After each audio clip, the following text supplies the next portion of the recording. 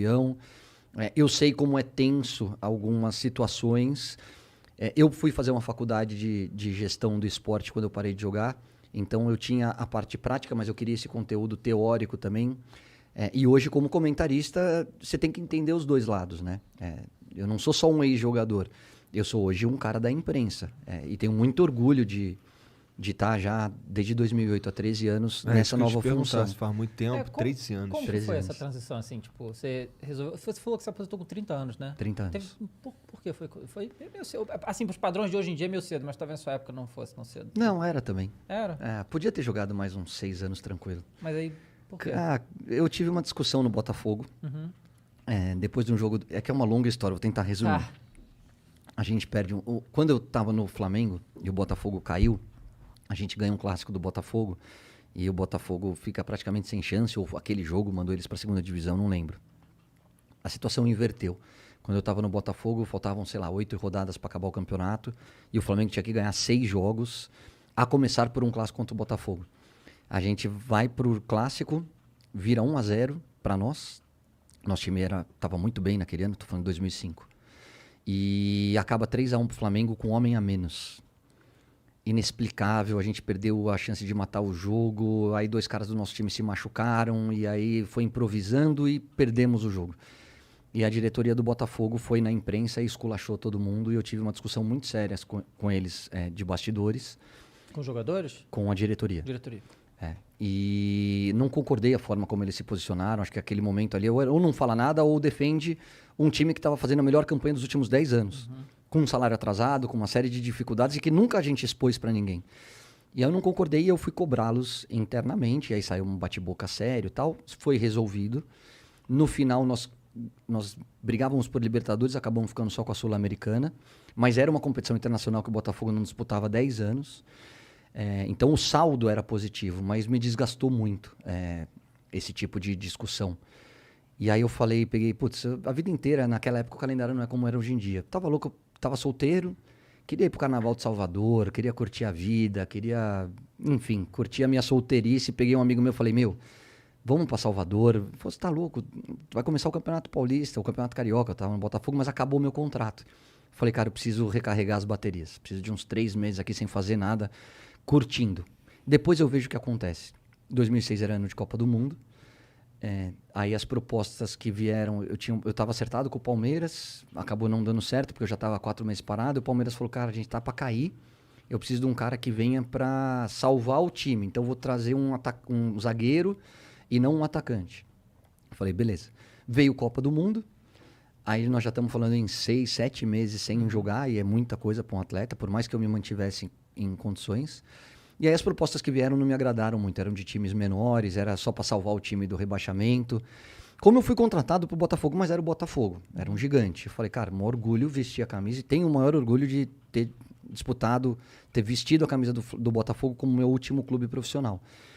Mas não, pus na balança e achei que não era legal. E aí, conversando com um amigo meu da Rádio Globo, do Rio de Janeiro, ele me ligou fora do ar e falou, 7 meses sem jogar, você não vai voltar? Eu falei, cara, me arruma um lugar na rádio que eu vou trabalhar com você. Mas era uma piada, era uma brincadeira. Nunca pensei em ser comentarista. Por mais que eu sempre tive um relacionamento legal com a imprensa. Ele falou, você tá falando sério? Eu falei, não, tô brincando. Ainda tem algumas propostas, tal. Ele falou, não, já te ligo. E aí ele me liga e fala, a Globo de São Paulo tá procurando um comentarista, o Oscar Ulisses vai te ligar. Aí o Oscar Ulisses falou, vamos tomar um café? Eu tava em São Paulo, né, moro aqui. Fui tomar um café com os caras e falou, se você quiser parar, depois você larga, você volta a jogar, se vem uma proposta, você volta atrás, mas a gente já teve o Zete abandonou no meio, a gente teve o Raí também abandonou, você é um cara que fala bem, blá, blá, blá. Vamos. Aí eu falei, Oscar, me dá uma semana, porque eu sou um cara que cumpre o contrato. Eu sempre cumpri meus contratos. Se por algum motivo eu saí antes da hora, foi porque a Inter de Milão pagou a multa e o São Paulo aceitou me liberar, ou situações desse tipo. Eu nunca quebrei contrato. Sempre fui um cara muito correto, muito profissional. E aí eu tinha uma situação do Catar, uma situação dos Estados Unidos, e essas que eu falei para vocês que eu não curti muito. E aí eu conversei com meu pai, eu falei, pai, daqui a pouco vai parar o Edmundo, vai parar o Romário, vai parar o Bebeto, que eram caras mais velhos que eu, mas com uma diferença aí de 5, 6 anos. Falei, vai parar o Marcelinho Carioca, E depois vem uma geração de Kaká, de Fenômeno, de Ronaldo Gaúcho. Esses caras jogaram mais bola do que eu. Rogério Ceni, Marcos. Eu falei, se eu sou a Globo, eu não vou contratar o Caio Ribeiro, eu vou contratar esses caras. Por quê? Porque esses caras são muito grandes. Será que não é hora de sair na frente?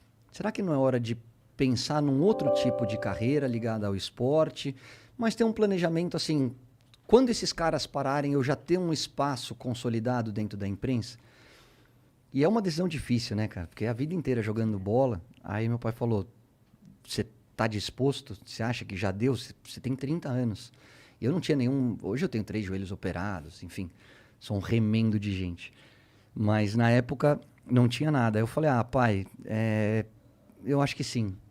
As propostas já não são tão legais. Os Estados Unidos era para pensar numa outra língua e me formar como...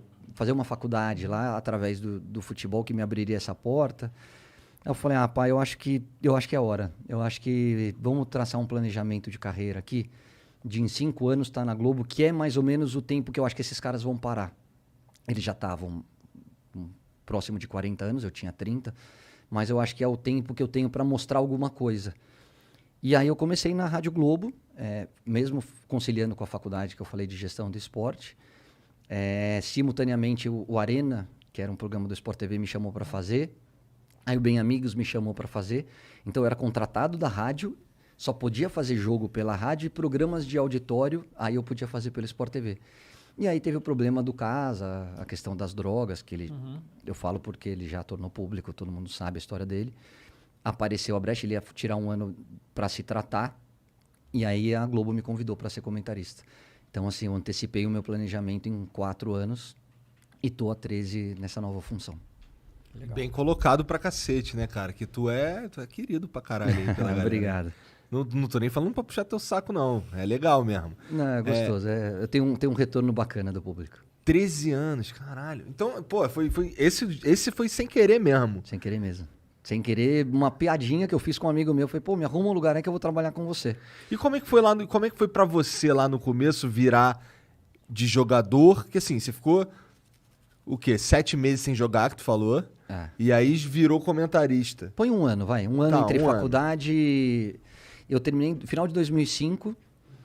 2006 eu fiz faculdade. E Rádio Globo. Não, terminei de... Você fez gestão do esporte? Não, 2006 era o ano em que eu estava na dúvida, gestão do esporte, que era o ano de Copa do Mundo. Que eu volto, não volto, volto, não volto, volto, não volto. Final de 2006 eu parei de jogar. 2007 eu faço Rádio Globo e Arena / Bem Amigos. 2008 eu começo na TV Globo. E já era, foi embora. Nesse começo, lá quando tava fazendo gestão do esporte e tal, isso aí tudo, você já falou que agora tu não quer virar treinador, mas lá na época tu pensava nisso? E eu pensava mais em virar diretor de futebol, ter um cargo executivo do que treinador. Eu sempre... Treinador então nunca foi uma pira tua mesmo? Não, nunca foi. Hoje eu gosto muito desse lado tático. De clima de vestiário e tal. É uma coisa que seria legal, mas que não passa pela minha cabeça. Reestruturar um departamento de futebol talvez me seduza um pouquinho mais, sabe? Aí a questão é o quanto de liberdade você vai ter, a tua relação com o presidente, quantos caras vão deixar você trabalhar. Vou até abrir aqui para vocês, eu tive convite do Botafogo, tive convite do São Paulo e tive convite do Santos.